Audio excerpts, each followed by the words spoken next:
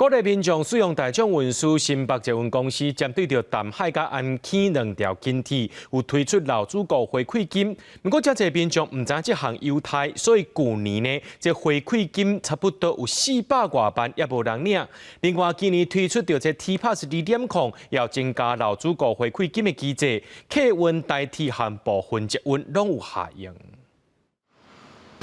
为着环保，这地方政府拢在鼓励民众加使用大众运输，像讲来到新北捷运坐轻铁哦，只要累积满200块，就有50块的回馈金。卡片扛起的照机台指示操作，就通看到家己会当领到偌济回馈金。新北市这个政策实行到当已经要5年，这民众也是无解了解。新北捷运公司表示，113年度淡海轻铁甲安溪轻铁的回馈金有8529人次也未来换，累计的金额差不多400多万只。我觉得可以再多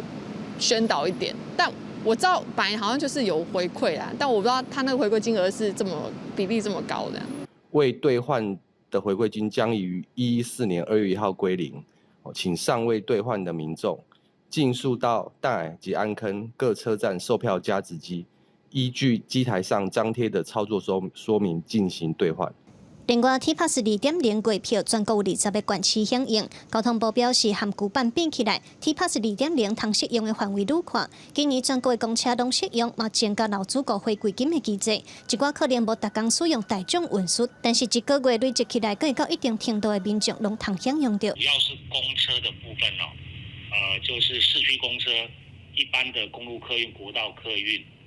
有总共加起来11次以上。 我们就给他优惠15%，那如果超过31次以上的话，就会有30%的折扣。另外，像代替台北捷运和新北捷运自本就有劳主顾回馈金，若是一个月坐超过11届 ，T-Pass 2.0个会增加2%的回馈金。交通部表示，目前伫公路局网站已经开放劳主顾优惠记名订阅，希望各类民众加坐大众运输，减少碳排放。记者卢尚珠、郑俊尧台北新北报道。